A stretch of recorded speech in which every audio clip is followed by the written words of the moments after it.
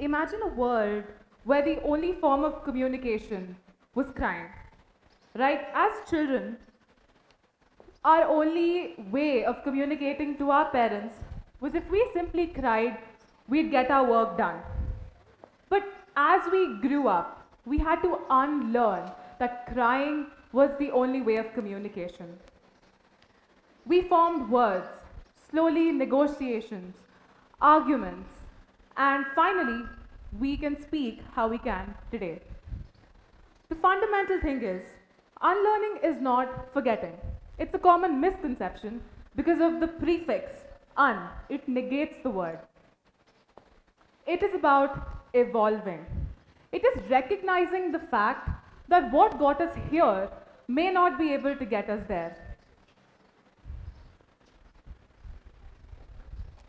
I'm 18 years old, right? So at 18, you would have gone through 3 different schooling systems.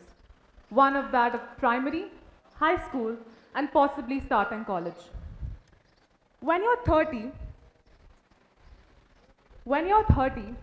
you would have, let's say, worked in 2-3 companies, and let's say would have met at least 10,000 people, right? So when I was pondering over this, I came across a concept called the Dunbar's number. That is, he says that no matter how old you grow, right, there will be an average of 150 stable relationships that you can maintain as a person. So just imagine the amount of information that you are getting from them itself. The true art lies in unpacking and packing that knowledge. Some amount we keep that knowledge, some we let go of, and some we keep revisiting and trying to make better sense of it, looking at it through newer lenses. I have a question for all of you now. How many of you are righties? That is, you use your right hand. Please raise your hand. Okay, a majority of you. How many of you are lefties? Okay, so let's do something, right? When I asked you how many of you are righties, all of you raised your right hand. That is those who are righties.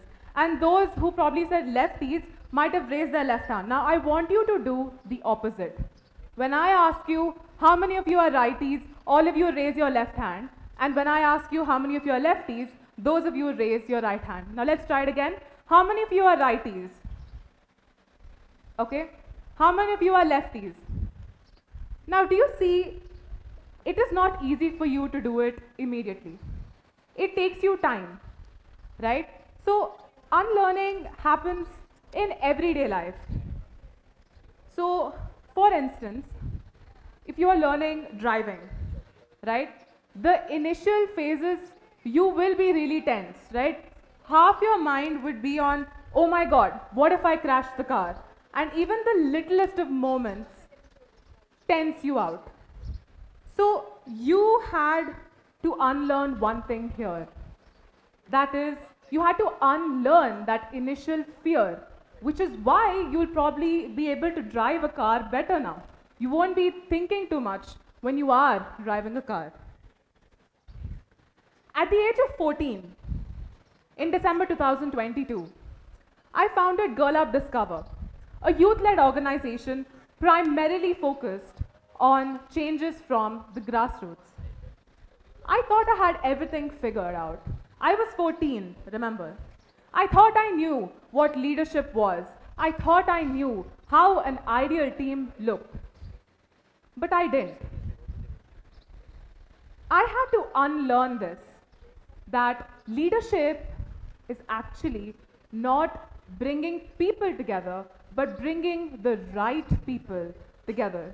When I unlearned the fact of what I initially knew and evolved into this, today we are a team of 30, a thriving community, because we chose to unlearn something. Let's say, most of you are in 9th grade or 8th grade, the audience who are from SNIS. You guys must have learned about atoms. And there's this one postulate of John Dalton, which says atoms are indivisible. You are made to believe this until, let's say, ninth or 10th. But when you slowly keep advancing, you realize that there are people like Chadwick and Goldstein who refuse to believe this, and now we know of different entities such as electrons, protons, neutrons, and now further into quarks, bosons, there, other particles too that exist. And be it even food preferences. You guys might have disliked something in childhood, say Ridgeguard for instance, and possibly like it more now. So as our taste buds evolve, so does our perception of the world. In July 2024, I founded Teen Leaders Forum, an organization solely concentrating on encouraging teen entrepreneurship. Why might be your question? Unlearning. Often we are made to believe that organizations can only, be founded by adults. You need to have degrees, you need to have permission from the world. There is that belief which is instilled in us. So unlearning isn't about breaking habits itself. It's also about breaking beliefs. While I was working with Girl Up Discover, we took up a project called Project Avadhi, where we focused in distributing these cloth pad kits to different girls in Bangalore in government schools, and we educated them about menstruation. Before I came here, I realized one thing, that they had something to unlearn as well. They had to unlearn the fact that plastic pads were the only option, and that sustainability was also an option when you're menstruating. I had a conversation with one of these girls while we were working in the project. When we entered the class, I asked everyone, how many of you are menstruating here? And no one raised their hand. So remember, this was a class of both girls and boys. When all the boys were made to leave, I repeated my question. Let's say another half of them. So obviously when they are at the age of 14 to 16, you assume at least 75% of them must be menstruating. So I was a little surprised. I went to this young girl and asked her, how come you didn't raise your hand when I asked you the first time? She said, we are made to believe that speaking about menstruation publicly is not looked upon well. So they unlearned that day that it's okay to talk about menstruation in public, that it's okay to let others know that you're menstruating as well. So unlearning also happens in really small things, right? To give you another example, I play the violin. So I started learning violin when I was 8 years old in Paris. And the way they hold the bow, right? So the violin, you play the instrument with the bow. The way you hold the bow is entirely different to how you hold it here. In Paris, I was taught to hold the bow in a beginner's way, to help me gain interest in the instrument and pursue it further and become better at it. 2 years later, when I come to India, I decided to pursue this instrument because it was just so fascinating and it had such a beautiful sound to it. The first class, my confidence was, I've played this instrument for 6 months. I can ace this class. The first thing the teacher told me was, the way you're holding the bow is wrong. And remember, I had this particular way that I held the bow ingrained into my flesh memory. So it was extremely difficult for me to unlearn that and play it the way they wanted me to.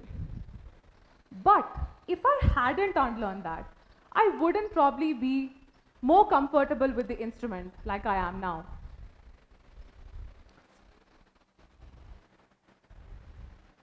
So these are a few pictures that when we worked with Project Avadi.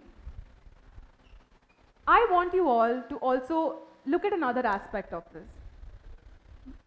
I presume all of us use phones.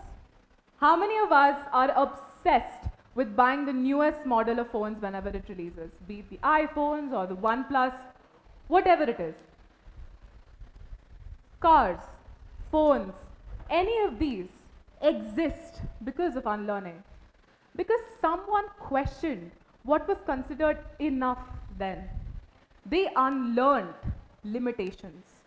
So if unlearning is so essential for the world, imagine how essential it is for us as individuals. I'd like to leave you with this one thought. What if your growth is being held back by the fact that you're not afraid of learning something new, but the fact that you're afraid of letting something go? What is it that you need to unlearn?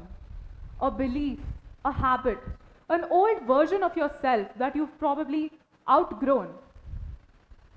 And remember, learning and unlearning always go hand in hand. Thank you.